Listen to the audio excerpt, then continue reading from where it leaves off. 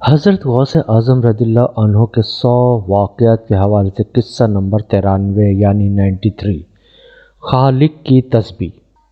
سماعت کیجیے۔ منقول ہے کہ حضرت شیخ ابو الحسن علی بن احمد بن وہب الازدی رحمۃ اللہ علیہ بیمار ہو گئے۔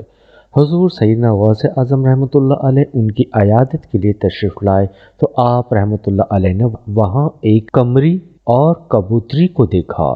حضرت شیخ ابو الحسن علی رحمۃ اللہ علیہ نے آپ رحمۃ اللہ علیہ سے عرض کیا کہ یہ کبوتری 6 ماہ سے انڈے نہیں دے رہی اور قمری 9 مہینے سے نہیں بول رہی۔